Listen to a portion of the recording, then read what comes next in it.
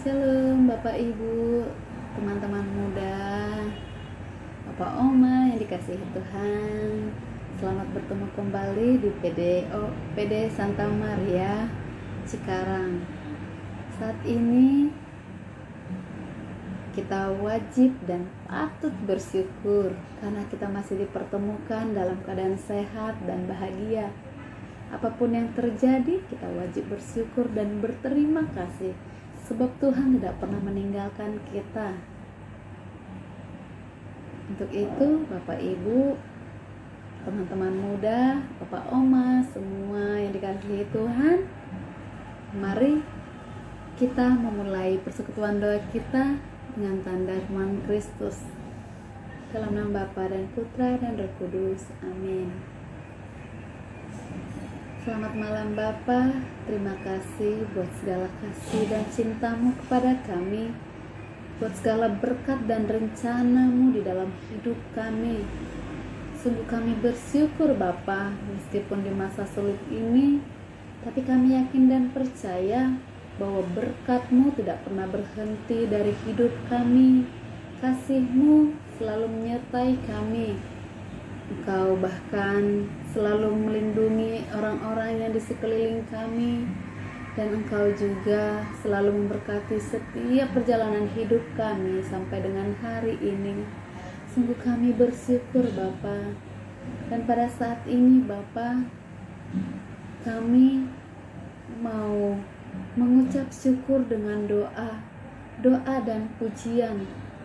Kami mengungkapkan rasa syukur kami, meskipun kami tahu Bapa bahwa pujian kami tidaklah berarti apa-apa di hadapan-Mu, tetapi kami sangat mengimani bahwa setiap pujian yang keluar dari mulut kami boleh semakin menyelamatkan kami, boleh semakin menguatkan kami, boleh semakin memberkati orang-orang yang di sekitar kami. Pada saat ini Bapa, kami menyatakan rasa syukur kami kepadamu melalui pujian. Biarlah Bapa, pujian ini boleh menyenangkan hati-Mu, sebab Engkau Bapa yang baik, dan kami mau berterima kasih kepadamu. Sungguh Engkau Bapa yang baik, sungguh Engkau Bapa yang sangat teramat baik bagi kami. Kami wajib bersyukur dan berterima kasih karena Engkau begitu mengasihi kami. Terima kasih Tuhan untuk kasih setiamu yang ku alami dalam hidupku. Terima kasih Yesus untuk kebaikan-Mu sepanjang hidupku.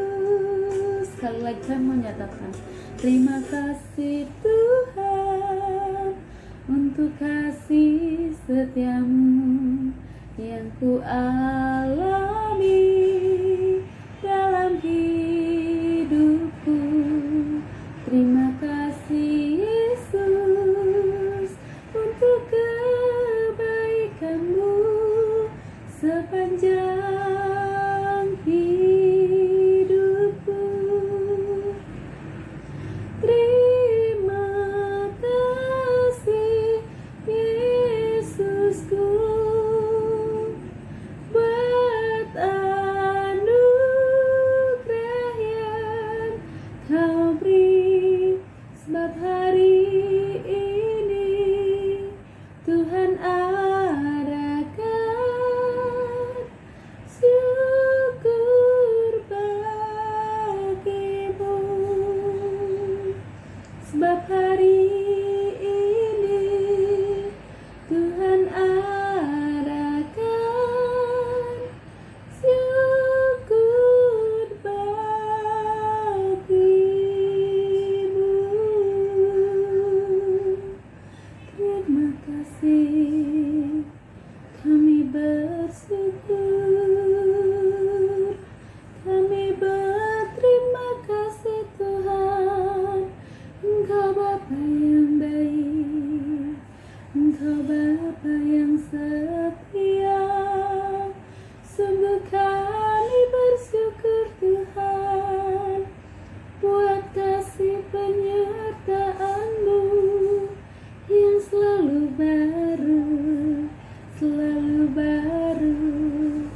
setiap hari.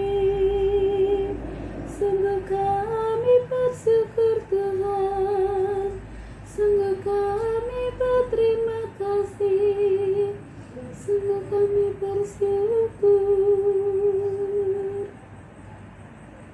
Benar Bapa, kami sangat bersyukur dan berterima kasih buat penyertaan-Mu di sepanjang hidup kami Bapa. Sungguh Engkau Bapa satu-satunya yang melawat hidup kami, yang mengerti keadaan dan kondisi kami saat ini. Bapa, kami mau lebih dalam lagi menyembah dan meninggikan nama-Mu. Kau dengarkanlah seruan dan sembahan kami ini Bapa. Saat ini kami mau memanggil Engkau Allah Roh Kudus, Kau yang menaungi setiap langkah hidup kami. Tetaplah berada di hati kami, dan kami akan menyembah Engkau dengan segenap hati kami, dengan segenap kerendahan hati kami.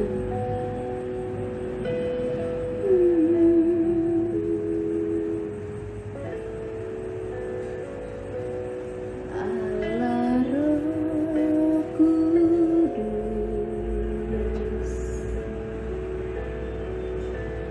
penuhi kami. Ku rindu Kau selalu dalam hidupku.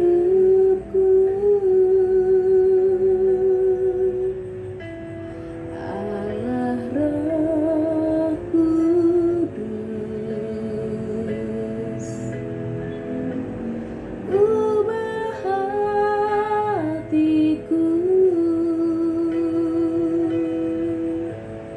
jadikanku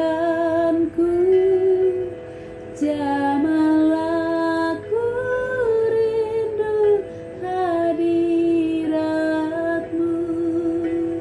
Ku sembah kudus, kudus,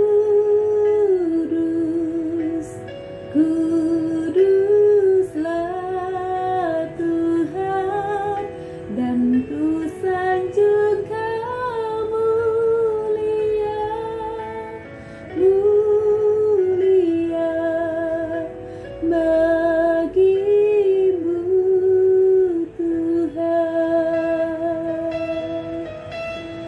Kau Allah Roh Kudus yang layak dipuji dan disembah. Kami menyatakan sekali lagi,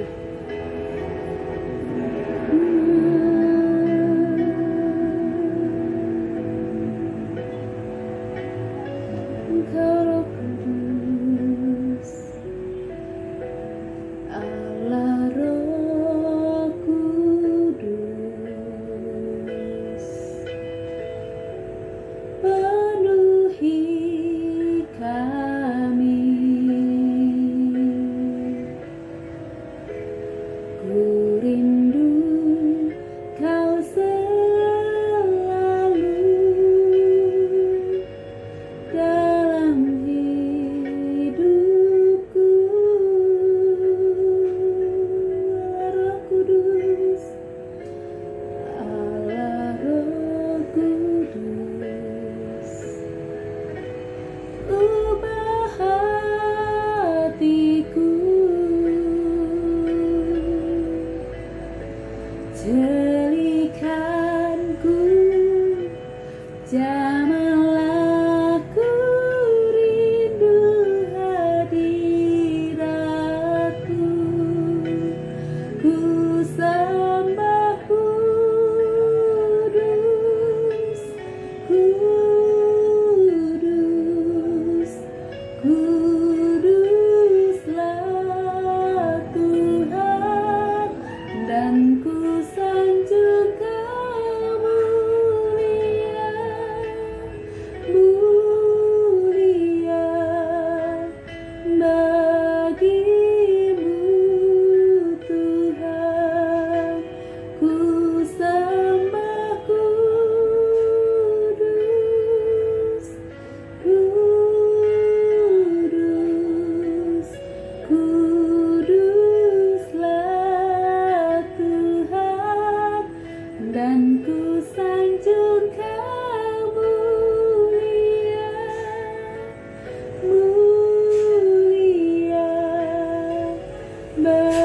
bagimu Tuhan.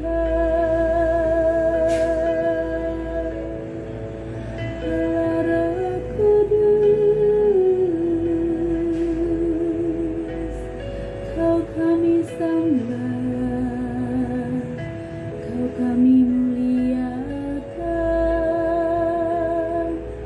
Engkau Roh Kudus.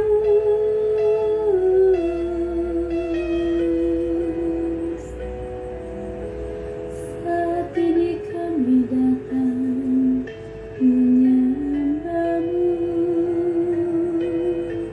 Engkau Roh Kudus.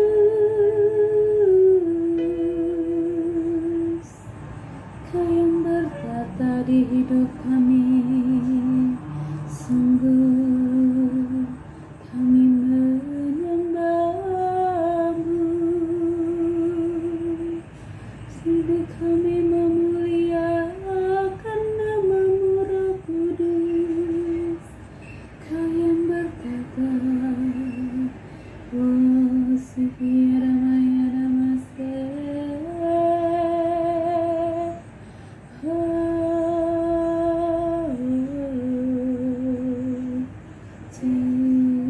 Jesus, we worship you.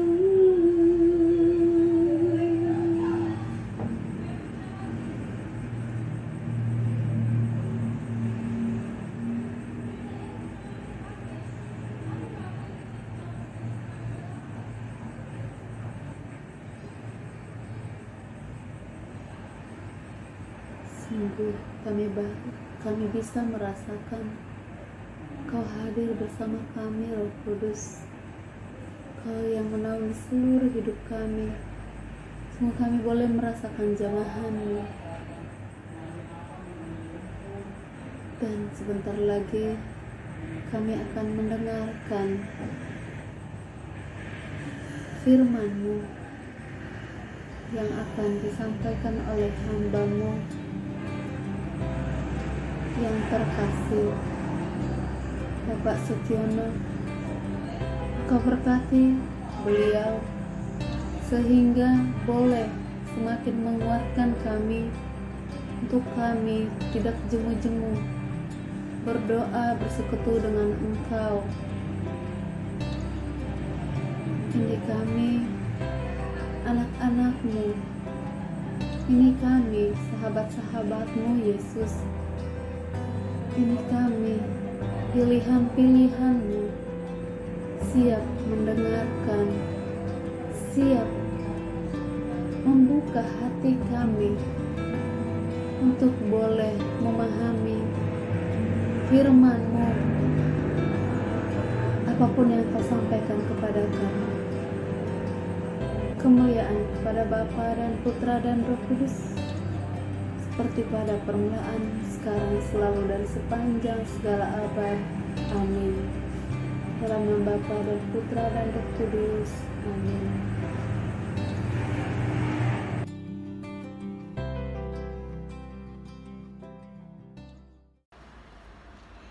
Shalom saudara-saudaraku yang terkasih dalam Yesus Kristus. Ini adalah program BPK with Love yang diluncurkan untuk memenuhi kerinduan persekutuan doa di saat pandemi Corona ini. Dan atas permintaan BPK PKKKAJ, saya Pius Abed Sutiono Sutantio dari komunitas Efata bermaksud untuk menyampaikan sebuah renungan untuk Anda dengan tema berdoa dengan tidak jemu-jemu. Adapun kutipan Injil dalam renungan ini saya ambil dari Injil Lukas bab 18 ayat 1-8. Sebelum kita mulai, mari kita buka dengan doa terlebih dahulu. Di dalam nama Bapa dan Putra dan Roh Kudus. Amin. Bapa, terima kasih atas kesempatan yang Kau berikan kepada kami untuk mendengarkan dan merenungkan firman-Mu pada hari ini. Mohon Engkau berkenan hadir serta menyertakan kami dengan Roh Kudus, supaya kami memperoleh hikmat untuk menangkap pesan-Mu dengan baik. Jauhkanlah kami dari segala gangguan, dan biarlah pada saat ini hanya Engkau saja yang hadir bersama kami. Terima kasih Bapa, semua doa ini kami panjatkan hanya melalui perantaraan Putra-Mu yang terkasih, Tuhan kami Yesus Kristus. Amin. Dalam nama Bapa dan Putra dan Roh Kudus. Amin. Mari kita buka Injil Lukas bab 18 ayat 1 sampai 8. Saya akan membacakannya. Yesus mengatakan suatu perumpamaan kepada mereka untuk menegaskan bahwa mereka harus selalu berdoa dengan tidak jemu-jemu. Katanya, dalam sebuah kota ada seorang hakim yang tidak takut akan Allah dan tidak menghormati seorang pun. Dan di kota itu ada seorang janda yang selalu datang kepada hakim itu dan berkata, "Belalah hakku terhadap lawanku." Beberapa waktu lamanya hakim itu menolak, tetapi kemudian ia berkata dalam hatinya, "Walaupun aku tidak takut akan Allah dan tidak menghormati seorang pun, namun karena janda ini menyusahkan aku, baiklah aku membenarkan dia, supaya jangan terus saja ia datang dan akhirnya menyerang aku." Kata Tuhan, "Camkanlah apa yang dikatakan hakim yang lalim itu. Tidakkah Allah akan membenarkan orang-orang pilihannya yang siang malam berseru kepadanya? Dan adakah ia mengulur-ulur waktu sebelum menolong mereka? Aku berkata kepadamu, ia akan segera membenarkan mereka. Akan tetapi, jika anak manusia itu datang, adakah ia mendapati iman di bumi?" Demikianlah Injil Tuhan, terpujilah Kristus. Saudara-saudaraku yang terkasih dalam Yesus Kristus, pada Injil yang kita dengarkan tadi, Yesus mengingatkan kita agar selalu berdoa dengan tidak jemu-jemu. Perintah Yesus ini tentu tidak main-main, pasti ada maksud dan tujuannya. Dan secara sederhana, saya menangkap bahwa maksud Yesus adalah agar kita rajin dan tekun berdoa. Tujuannya untuk apa? Yaitu supaya relasi atau hubungan kita dengannya atau dengan Allah semakin erat. Untuk menegaskan pentingnya berdoa dengan tidak jemu-jemu, Yesus memberikan sebuah perumpamaan yang dapat memberi kita inspirasi dalam menjalankan kehidupan doa yang lebih baik. Yang pertama, janda ini memiliki ketekunan dalam memperjuangkan permohonannya. Oleh sebab itu, dalam berdoa pun, kita memerlukan ketekunan, yaitu serius atau sungguh-sungguh untuk berdoa. Kita tidak mudah menyerah walaupun mengalami gangguan, kesulitan, ataupun hambatan. Dan yang kedua, janda ini memiliki keyakinan dan kepercayaan kepada hakim di kota itu, bahwa hanya hakim itu yang dapat menolongnya. Di dalam berdoa pun kita perlu keyakinan dan kepercayaan atau iman kepada Tuhan, bahwa hanya Dialah pemegang kuasa atas hidup kita. Ia adalah pemegang otoritas hidup kita. Tanpa iman, kita akan sulit untuk berdoa dengan baik dan sungguh-sungguh. Rahmat iman ini penting karena mampu memberi kita kekuatan dan penghiburan dalam menghadapi kesulitan dan penderitaan. Seperti saat ini, di mana pandemi corona telah membuat semua orang takut dan khawatir. Namun selama kita memiliki iman yang teguh, maka ketakutan dan kekhawatiran kita tidak akan sampai berlebihan. Kita tetap akan memiliki damai sukacita karena kita tahu Allah beserta kita dan melindungi hidup kita. Kita sadar bahwa sukacita kita dalam hidup kita tidak bergantung kepada apa yang kita miliki dan apa yang kita hadapi, tetapi sukacita kita bergantung apakah Allah masih ada dalam hidup kita atau tidak. Yang ketiga, janda ini percaya, maka ia berani menggantungkan seluruh harapannya kepada hakim itu. Begitupun kita, jika kita percaya kepada Tuhan yang memegang otoritas hidup kita, maka kita pun tidak perlu ragu untuk meletakkan seluruh harapan kita kepadanya. Pengharapan kita wujudkan atau kita ekspresikan melalui doa-doa. Bisa berupa doa syukur, pertobatan, permintaan, persembahan maupun lain-lain. Semakin besar pengharapan kita, maka kita pun akan semakin sering dan semakin serius untuk berdoa. Apalagi dalam situasi yang sulit seperti ini, tentu kita akan banyak sekali pengharapan kita. Dan yang keempat, hal yang tidak dimiliki oleh hakim itu adalah kasih. Ia memenangkan perkara si janda itu bukan karena ia memiliki belas kasihan atau karena membela keadilan, tapi karena ia merasa terganggu oleh kehadiran janda itu yang terus-menerus datang kepadanya, sehingga menimbulkan kekhawatiran dan ketakutan atas keselamatannya sendiri. Sedangkan Tuhan kita berbeda. Ia senang jika kita selalu datang kepadanya. Ia adalah hakim yang adil, yang penuh belas kasih. Selama hidup kita dalam kasih-Nya dan melakukan kehendak-Nya, maka doa-doa kita pun akan dikabulkannya. Hidup dalam kasih Allah membuat kita bahagia, sehingga kita tidak ingin melepaskannya. Kita ingin semakin bersatu dalam kasih-Nya, sehingga sikap dan cara berpikir kita pun akan semakin dipengaruhi oleh belas kasih Allah.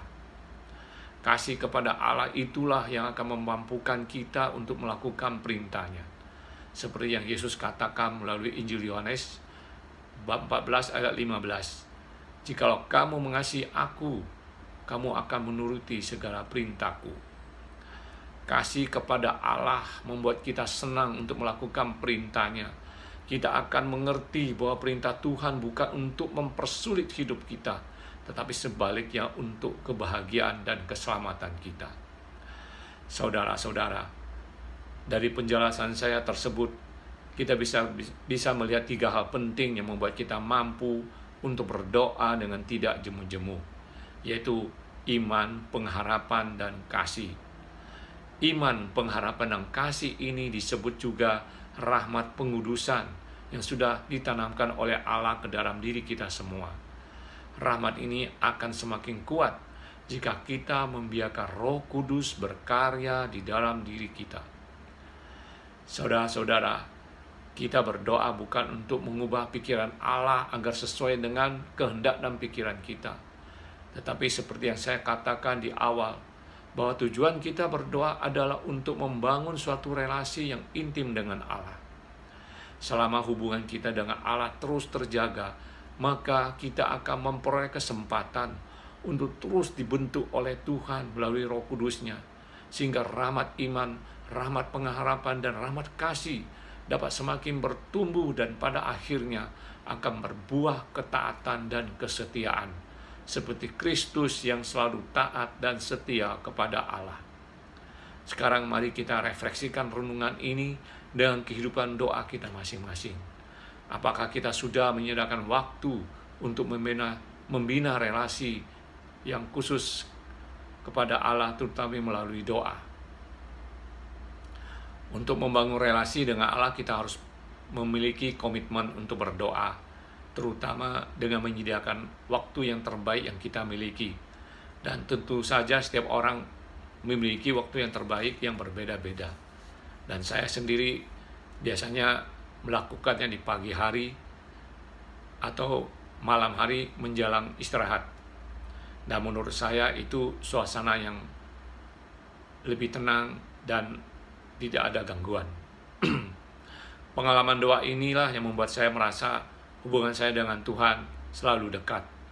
Dan sudah begitu banyak kebaikan Tuhan yang saya alami dalam hidup ini.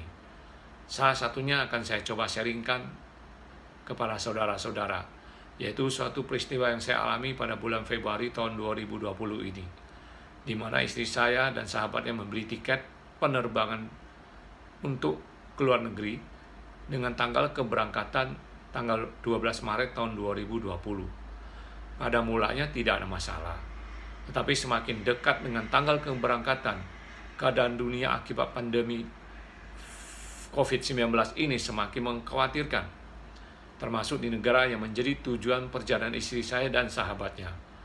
Oleh karena itu, saya dan keluarga mencoba mengingatkan istri agar segera membatalkan saja perjalanan mereka. Namun peringatan kami tidak diindahkan, sebab menurut istri saya, sebelum membeli tiket mereka sudah berdoa, sehingga tidak ada masalah dan mereka akan tetap berangkat sesuai dengan jadwal. Tentu saja sikap istri saya ini sempat membuat saya agak emosi, sehingga kami pun berdebat. Namun akhirnya saya hanya bisa berdoa, mohon Tuhan kasih hikmat ke istri saya, agar ia bisa memberi keputusan yang bijaksana.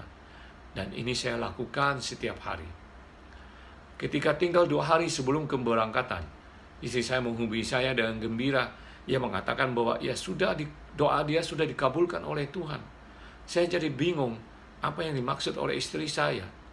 Rupanya sejak diingatkan oleh saya dan keluarga, istri saya sudah tidak merasakan ada lagi damai sukacita di dalam rencana perjalanannya. Oleh karena itu, ia pun berdoa minta tanda dari Tuhan, apakah sebenarnya ia boleh berangkat atau tidak. Dan tepat 2 hari sebelum keberangkatan, ia memperoleh kabar dari travel agent bahwa penerbangannya yang tanggal 12 Maret itu telah dibatalkan oleh maskapai penerbangan.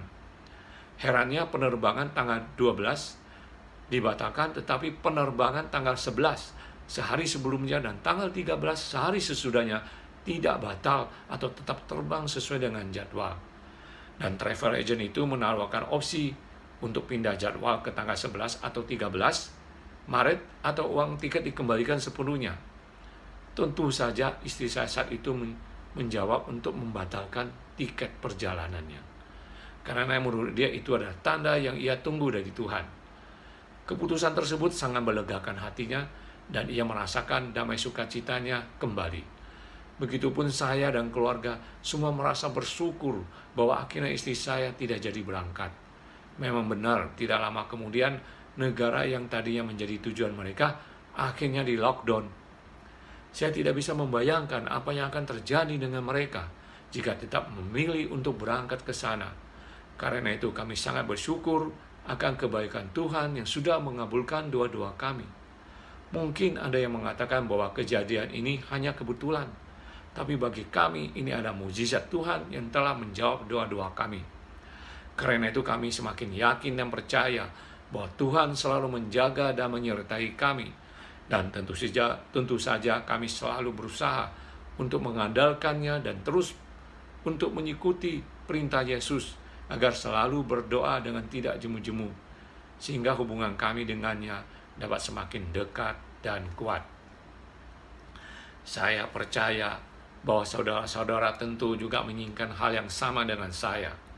Oleh karena itu, mari kita terus berdoa untuk menjaga hubungan yang erat dengan Tuhan, dengan tekun berdoa, sebab Tuhan selalu menunggu kita untuk membina hubungan dengannya. Ia mau kita selalu hidup dalam kasih-Nya, sehingga kehendaknya boleh terjadi dalam hidup kita.